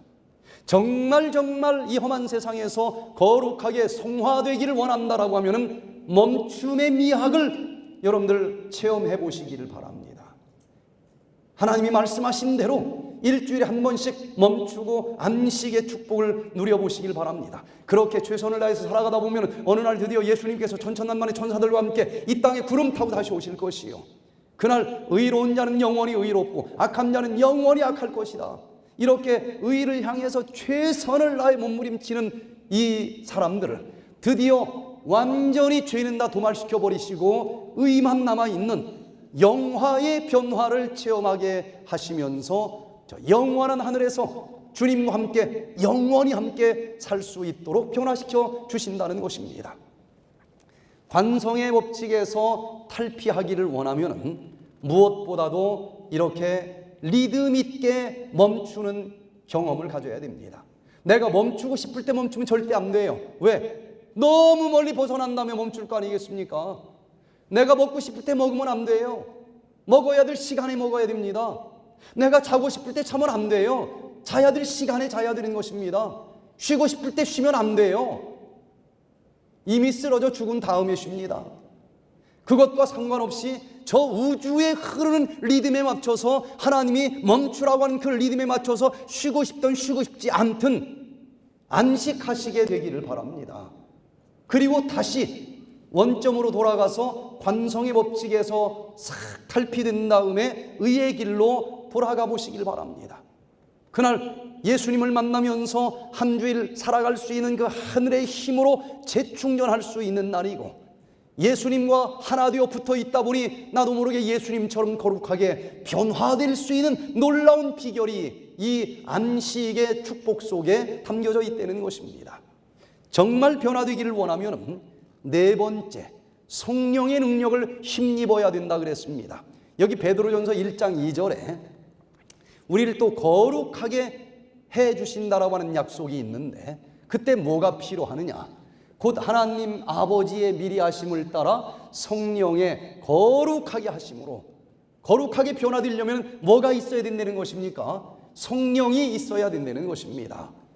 자, 여기 로마서 7장 23절에 보니까 사도 바울이 얼마나 변화되기를 원했는지, 그런데 어떤 상태에 빠지게 됐는가 하면 내 지체 속에서 한 다른 법이 내 마음의 법과 싸워 내 지체 속에 있는 죄의 법 아래로 나를 사로잡아 오는 것을 보는도다. 오호라 나는 곤고한 사람이로다. 이 사망의 몸에서 누가 나를 건져내랴. 내가 정말 선을 행하기를 원하지만은 내가 원하는 선은 행하지 않고 악만 행하는데, 이게 뭐냐? 내 속에 또 다른 지체가 있는 것 같다. 그것이 나를 사로잡아 오는데, 오호라 나는 곤고한 사람이로다. 옛날에 형성된 술 마시는 나쁜 습관이 그대로 회로가 살아있습니다. 예수를 믿어도. 예수님 영접하고 물 마셔야 되겠다는 새로운 회로도 있지만, 이 둘 사이에서 싸워보면 누가 이기게 돼 있습니까? 술 마시는 회로가 이기게 돼 있어요. 아무리 선을 행하고자 노력을 하지만 내 속에 또 다른 지체가 나를 사로잡아 오는데, 오호라 나는 곤고한 사람이로다. 이건 씨름해본 사람만 이게 무슨 뜻인지 압니다. 금식해도 안 돼요. 기도해도 안 됩니다. 이렇게 도대체 어떻게 해야 될지 잠 못 이루는 이 갈등의 정체가 뭘까? 갈등의 정체는 오감의 문으로 걸걸하다라고 하는 정보가 들어왔는데, 내 마음에 이미 옛날에 형성된 술 마시는 나쁜 습관의 회로가 있어요. 그쪽으로도 전달이 되면서 여기서는 컬컬하면 뭐예요? 술 마시면 되지. 그런데 예수님을 마음속에 영접하면서 생수 마셔. 똑같은 컬컬한 정보가 들어왔는데 양쪽으로 같이 전달이 되는 것입니다. 내 의지가 술을 마셔버려? 아니야, 생수 마셔. 어떻게 할 줄을 모르고 왔다 갔다 떨리는 것이 이게 바로 갈등입니다. 얼마나 힘든 순간인지 몰라요. 그런데 이 싸움에서 결국 누가 이기게 되어 있느냐? 이미 옛날에 형성된 술 마시는 회로는 습관의 회로가 만들어지고 여기에 붓톤이 딱 붙어 있기 때문에 여기는 30mV만 있어도 술잔 벌써 입으로 들어옵니다. 그런데 바로 생수를 마시라고 하는 이 새로운 회로가 이기기를 원하면 얼마의 전류가 흘러야만 가능하다고요? 40mV가 흘러가야 얘가 선택을 할 수 있는 거예요.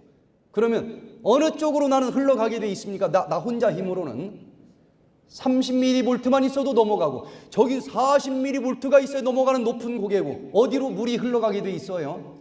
술로 흘러가게 돼 있습니다. 여기서 우리가 잠을 못 자는 거예요. 오호라라는 곤고한 사람이로다. 이 탄식을 하게 되어 있는 것입니다. 이 싸움에서 내가 물 마시는 회로를 선택하기를 원하신다라고 하면 어떻게 해야 되는지, 사도 바울이 드디어 그 비밀을 발견을 한 거예요. 비결을 어떻게 발견했나 하고 보니까 로마서 8장 1절에 그러므로 이제 그리스도 예수 안에 있는 자에게는 결코 정죄함이 없나니, 원하는 선은 하지 않고 악만 자꾸 반복해서 하는 그 모습을 보면서 오호라 나는 곤고한 사람이로다. 이대로 살면 나는 죽는데 이 사망의 몸에서 누가 나를 건져내랴. 그렇게 탄식을 하고서는 바로 딱 그 다음 절을 보니까 완전히 분위기가 바뀌었어요. 이제 그리스도 예수 안에 있는 자에게는 결코 정죄함이 없나니 해답을 찾은 것입니다. 그 해답이 뭔가 하고 보니까 이는 그리스도 예수 안에 있는 생명의 무슨 법이? 성령의 법이 죄와 사망의 법에서 너를 해방하였음이니라. 성령의 법이 이 모든 것을 이기게 해준 원동력이다 라고 얘기를 합니다. 여기 옛날에 형성된 술 마시는 회로는 습관이 만들어져서 그냥 30mV만 있으면 넘어가지만, 물 마시는 회로가 이기기를 원하면 내 속에 있는 에너지만 가지고는 백전백패하게 되어 있다. 사도 바울이 무슨 에너지를 받고서 이 싸움에서 삶의 길로, 생명의 길로 일어났을까? 그것은 성령이라 그랬습니다. 여러분, 이 변화된 생활을 살기를 원하면 내 알량한 힘으로만 하지 마시고 성령의 능력을 영접하시게 되기를 바랍니다. 빌립보서 4장 13절에 내게 능력 주시는 자 안에서 내가 모든 것을 할 수 있느니라. 나는 할 수 없지만, 여러분, 이게 이론이면 제가 이렇게 힘줘서 얘기를 하지 않습니다. 이 능력이 진짜 있어요. 제가 그 담배를 너무 어렸을 때부터 배워가지고 고등학교 때부터는 끊어보려고 하는데 안 돼요. 의지가 약한 편도 아닌데 정말 안 돼요. 그래서 정말 죽고 싶을 정도로 내가 미웠습니다. 남자가 담배도 하나 못 끊고 앞으로 이 험한 세상을 어떻게 살아가려고 그러나, 수십 번을 결심을 했지만은 그때마다 무너지면서 얼마나 곤고했는지. 그런데 대학 2학년 어느 날 혼자 오솔길을 걸어가는데 갑자기 무슨 생각이 떠올려지는가 하면, 하나님이 흙으로 인간을 창조했다고 그러는데 그냥 한번 손 내밀었더니 홍해 바다가 갈라지게 그렇게 해주신 하나님이라는데, 그런 하나님 진짜 있으면 안 믿을 바보가 어디 있습니까? 저한테 한번 보여줘 보세요. 저도 모르게 이런 말을 하고 걸어가다가 몇 발짝 가다가, 그래 너 뭐 보여주면 그 하나님이 있다고 인정할래? 전 그 당시만 해도 지독한 무신론자였기 때문에, 그래 그러면 도저히 불가능한 것을 좀 한번 해달라고 기도를 해보자. 그거 들어주면 내가 인정하면 되지 않겠느냐. 그러면 나도 홍해바다 갈라지게 해달라고 기도를 해볼까? 근데 그때만 해도 하나님이 갈라줘도 홍해바다가 갈라졌는지 안 갈라졌는지 비행기를 타고 갈 비행기 싹이 없어서 안 될 것 같아요. 아무리 봐도. 그러면 1등 하게 해달라고 한번 공부를 1등 하게 해달라고 기도를 해볼까? 근데 1등 하기도 전에 1등 하면 지 머리 잘라서 1등 했다고 하지 하나님 받아들일 것 같지가 않아요. 이것저것 다 해도 들어줘도 인정할 것 같지가 않았는데, 그때 탁 생각이, 내가 진짜 불가능하다고 포기한 것, 담배를 끊게 해주면 내가 인정할 것 같다.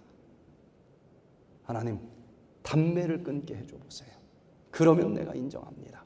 그러고 아까 얘기한 그 성경에 대한 책들을 읽는데 얼마나 이게 재밌는지 3개월 동안 밤낮을 가리지 않고 읽었는데, 일주일이 지난 어느 날 제가 무릎을 꿇었습니다. 제가 예전에 해보니까 작심 며칠이라고 그래요. 3일. 3일째 되면 금담 현상이 얼마나 심한지 정신을 못 차려요. 어느새 입에 가 있는 겁니다, 담배가. 일주일 동안 참기만 해도 제 옛날의 리듬을 보면 굉장한 건데, 일주일 동안 담배라고 하는 단어 자체가 한 번도 머릿속에 떠올려지질 않고, 피고 싶다 안 피고 싶다를 떠나서 그냥 일주일이 지나가 버린 거예요. 저에겐 홍해바다 갈라지는 것보다 더 큰 기적이었습니다. 아, 이런 능력이 진짜 있구나. 이런 하나님이라면 제가 믿겠습니다. 그래서 또 뭘 고쳐달라고 기도할까? 술을 이렇게 대병 하나를 한 입에 마시곤 했어요. 술을 좀 끊게 좀 해줘 보세요. 그 뒤로 술을 생각나지 않게 바꿔주시는 그 하나님. 그렇게 좋아하던 돼지고기 끊게 해주세요. 그 뒤로 그냥 생각이 안 나게 해주시는. 저는 여러분들의 의지로 이렇게 살으라고 얘기하지 않습니다. 전 믿지도 않아요. 불가능합니다. 그런데 이 하나님이 저에게만 있는 하나님이 아닌 것을 인해서 감사를 드립니다. 이 집회 때마다 수많은 사람들이, 제가 커피를 하루에 10잔씩 마시거든요. 그거 없이는 아무것도 못하는 사람입니다.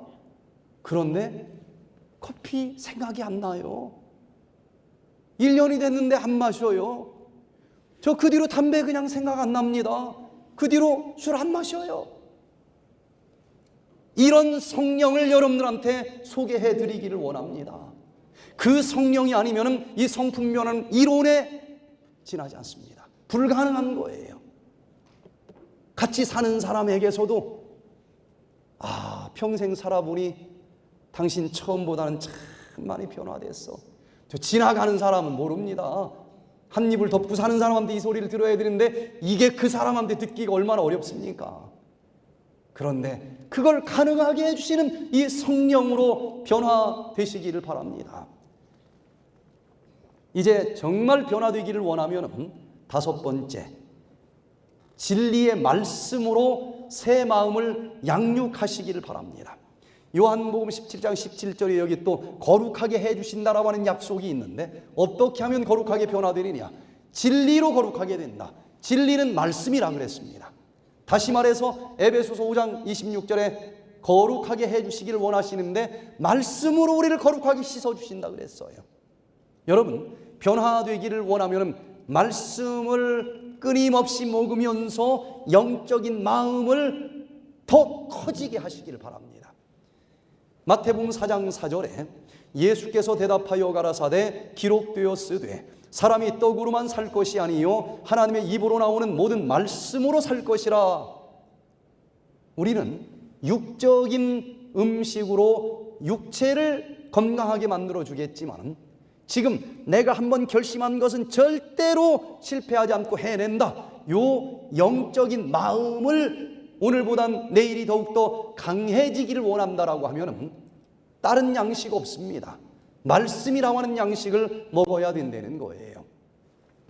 인디언 주장이 손자를 무릎에 앉혀놓고 질문을 합니다. 얘야, 사람들의 마음속에는 선한 늑대도 살고 있고 악한 늑대도 살고 있댄다. 그런데 둘이 싸우면 누가 이길까 하고 물어봤어요. 누가 이길까요? 악한 늑대가 무조건 이깁니까?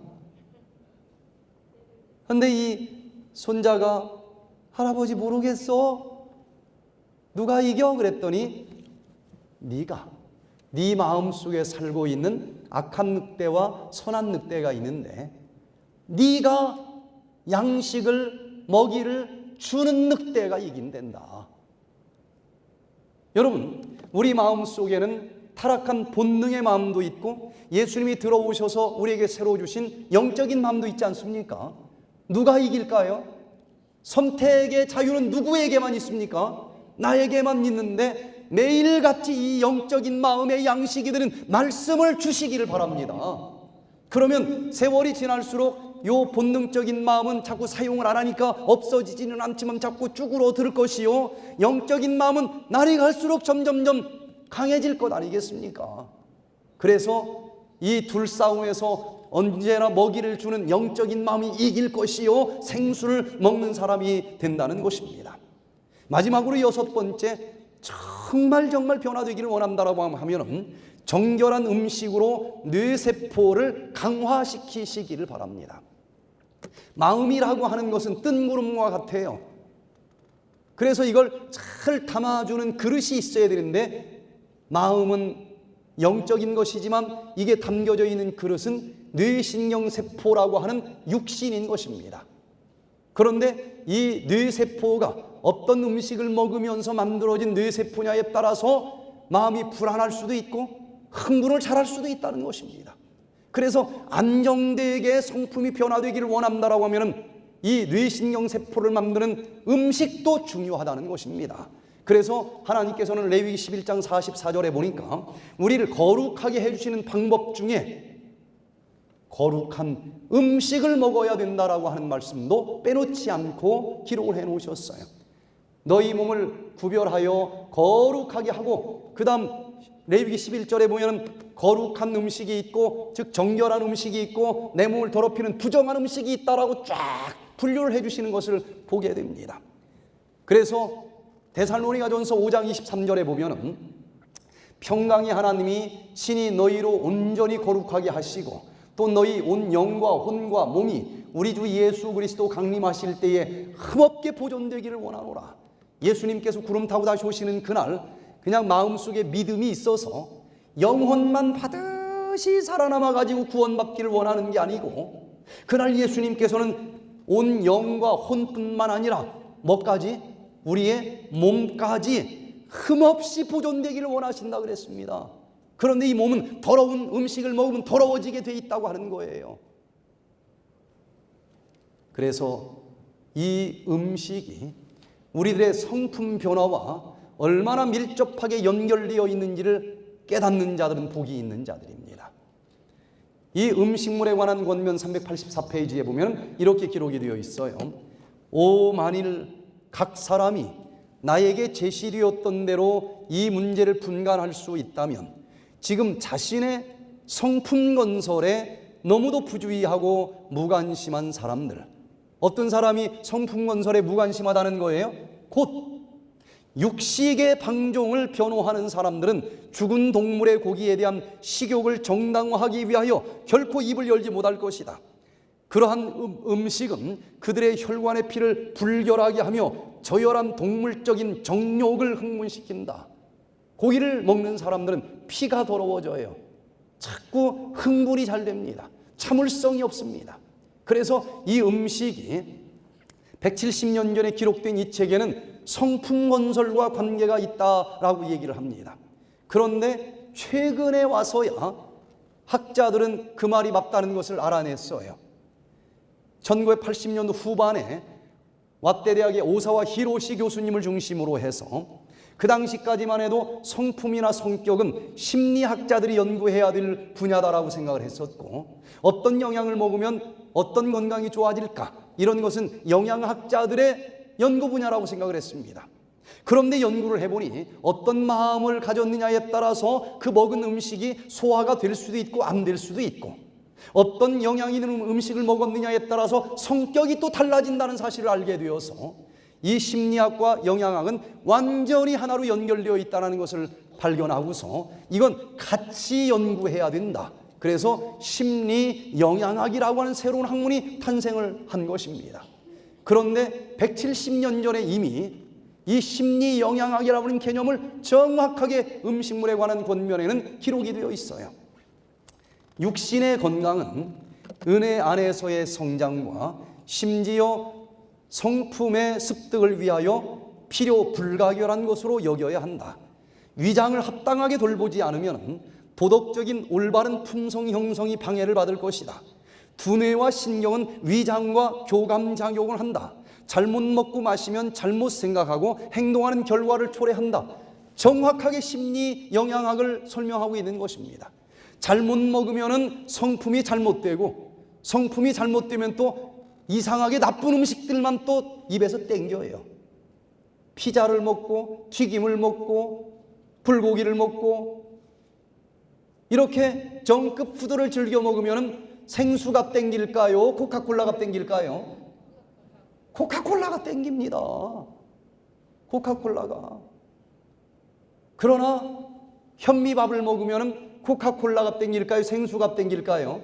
생수가 땡겨요. 무엇을 먹느냐에 따라서 이렇게 서로 심리 영양학에 의해서 마음 성품이 담겨져 있는 이 두뇌와 음식을 소화시키는 위장이 서로 주거니 받거니 상호 교감작용을 하도록 만들어졌다고 하는 사실을 기억을 하시면서 우리가 먹는 음식이 성품 건설과 연결되어 있다는 것을 꼭 유념하시면, 부정한 음식을 먹을 것이 아니라 내가 거룩하게 되기를 원하면 거룩한 정결한 음식을 먹자는 것입니다. 연구 결과를 보면은요, 이 성품이 담겨져 있는 뇌신경세포는 20%가 필수 지방산으로 만들어져 있는데, 동물성 지방을 먹으면 필수 지방산은 부족하고 포화지방만 많이 들어 있습니다. 채식을 하게 될 때에 거기에 필수 지방산이 많이 들어 있어요. 이것이 고기를 먹으면서 부족해진다. 그러면 이 자체만으로도 난폭한 성격을 갖게 되어 있고 과잉 행동증이 나오게 되어 있다는 것입니다. 먹는 음식이 그런데 기도만 한다고 해서 이게 변화가 되겠느냐 이거예요. 먹는 것까지 우리가 성경에 나오는 거룩한 음식을 먹어보시길 바랍니다. 그러면 이 타락한 마음은 타락한 음식이 자꾸 땡겨진다니까요. 그러나 이 거룩한 마음은 거룩한 에덴의 음식이 자꾸 당겨져요. 그래서 어떤 음식을 먹느냐에 따라서 이 영적인 마음이 점점점 더 자랄 수도 있다라고 하는 것을 기억하시면서, 먹어서 당뇨만 치료한다고 생각하지 마시고 이 거룩한 품성 형성에도 도움이 된다라고 생각을 하니, 이번 이 백투에덴 힐링 캠프에 참여한 것, 그까지 질병 조금 치료하는 정도가 아니라 이번에 강의를 듣고 내 생각이 바뀌니까 결국은 내가 행동을 바꾸게 되고, 그 바뀌어진 행동을 이번 일주일만 하는 것이 아니라 1년, 2년, 10년 해보시길 바랍니다.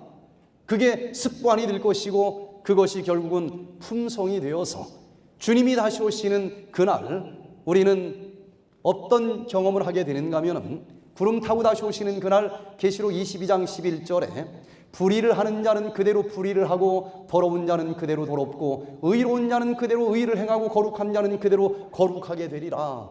드디어 이렇게 최선을 다해서 살아가는 어느 날, 예수님께서 여기 불의를 행하는 자들은 영원히 불의를 행하는 사람으로 꼴지워질 것이고, 의를 행하는 사람들은 영원히 의로운 자로 굳혀주시는 영화의 축복을 받는 날이 온다는 것입니다.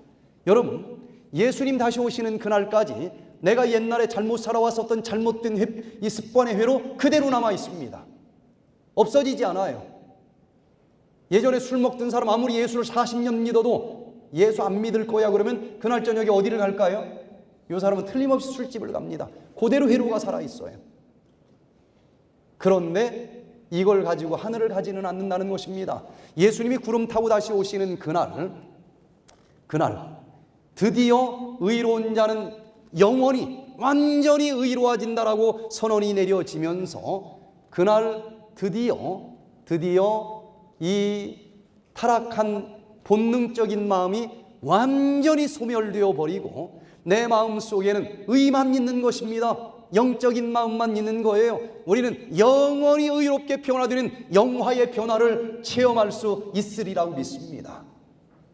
저는 이제 오늘 말씀을 좀 정리하면서, 정말 이 땅에서 살아가는 최고의 목표가 있다고 하면 이렇게 못난 성품으로 살아가지 아니하고 우리가 거룩하게 성품이 변화되기를 원하는 것일 텐데, 성품 변화를 위한 6가지 비결, 첫 번째, 그리스도를 주로 영접하고 새 마음을 가져보시기를 바랍니다. 두 번째, 십자가의 보혈로 이미 예전에 잘못 살아온, 잘못 형성된 그 죄악의 마음, 죄책감을 정결하게 씻어서 죄책감으로부터 해방되시기를 바랍니다. 세 번째, 멈춤의 기적을 체험하시길 바랍니다. 하나님께서 말씀하신 그 우주의 리듬에 따라서 일주일에 한 번씩 전적으로 모든 것을 다 내려놓고 안식의 축복을 경험하면서 내가 일주일 동안 얼마나 잘못 살았는지 뒤돌아보시고 방향을 수정하시고 내가 정말 하나님의 말씀대로만 살기를 원합니다. 그렇게 살아가는 어느 날 우리는 매주 점점점 거룩하게 성화되는 경험을 하게 될 것입니다.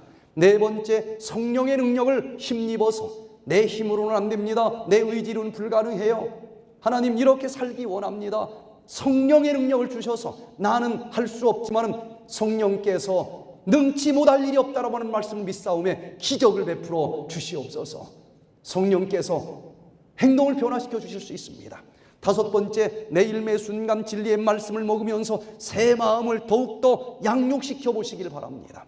마지막으로 여섯 번째, 음식까지 정결한 음식을 먹으면서 우리의 이 뇌세포가 찌그러지지 않도록, 흔들리지 않도록 강화시켜 주신다고 하면 드디어 예수님께서 구름 타고 다시 오시는 그날 우리는 이 말씀을 아멘 하면서 받아들일 수 있을 텐데, 우리 같이 한번 데살로니가전서 5장 23절을 읽도록 하겠습니다.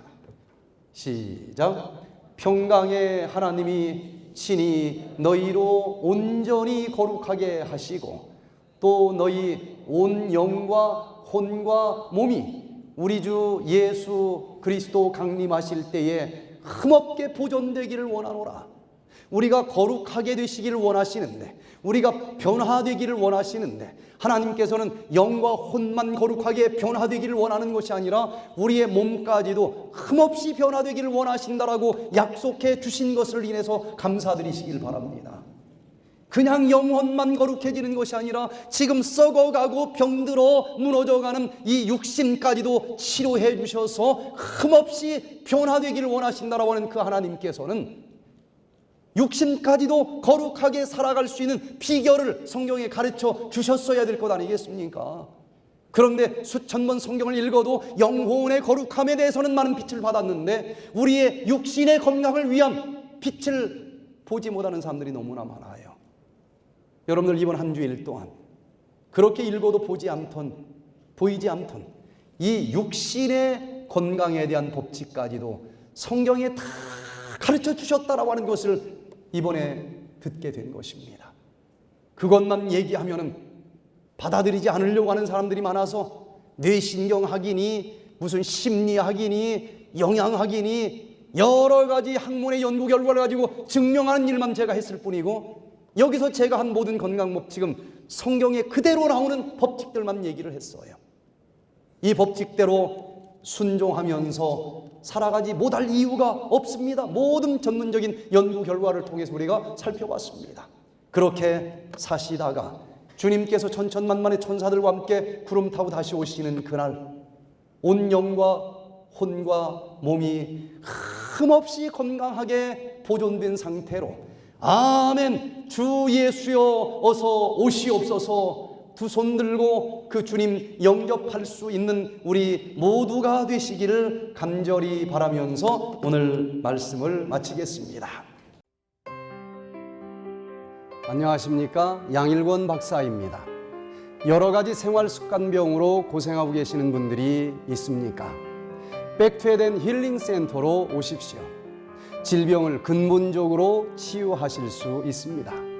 현대인들을 괴롭히는 각종 암, 고혈압, 심장병, 뇌졸중, 당뇨병, 류마티스, 아토피, 알러지, 자가 면역 질환 등은 잘못된 생활 습관 때문에 생기는 생활 습관병입니다.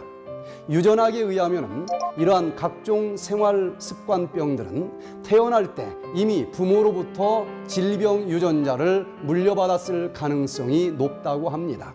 그러나 최근에 발전한 후생 유전학에 의하면 어떤 종류의 질병 유전자를 가지고 태어났을지라도 유전자의 스위치를 끄기만 하면 질병이 치유되고 그 질병으로부터 해방될 수 있습니다. 그런데 그 유전자의 스위치를 끄느냐 켜느냐 하는 것은 그 사람이 태어난 후에 생활 습관에 의해서 결정됩니다. 백투에덴 힐링 프로그램은 예방의학, 한의학, 천연치료학, 심리영양학 등의 최첨단 학문의 연구 결과를 통합적으로 사용하여 질병의 원인이 되는 잘못된 생활 습관을 가장 단시간 내에 가장 확실히 고칠 수 있도록 도와주는 획기적인 프로그램입니다. 후생 유전학을 바탕으로 생활 습관을 개선함으로 질병 유전자의 스위치를 꺼서 각종 불치병, 난치병을 치유할 수 있는 획기적인 백투에덴 힐링 프로그램에 여러분을 초청합니다. 백투에덴에는 두 가지 프로그램이 있습니다. 먼저 평생 잘못된 생활 습관으로 인해서 몸에 축적된 독소를 제거해주는 디톡스 프로그램인 비우기 프로그램이 있습니다. 다음에는 건강에 좋은 음식을 먹으면서 치료하는 건강식 프로그램인 채우기 프로그램이 있습니다. 한방에서는 만병의 근원은 일독이라 했습니다. 만 가지 질병은 한 가지 독소에서 시작한다는 것입니다. 양방에서는 세계 최고의 의과대학인 존스 홉킨스 대학에서 질병이 36,000 종류가 있는데 그 모든 질병의 최종적인 원인은 활성산소라고 하는 독소라고 발표를 했습니다. 최고의 치료 환경을 갖춘 설악산 백투에덴 힐링 센터에서 만병의 근원이 되는 활성산소를 해독하는 항산화 주스, 해독을 위한 효소, 그리고 새로운 세포를 생성하기 위한 건강식 등의 치료 방법으로 완전한 치유와 행복의 삶을 시작하시기 바랍니다.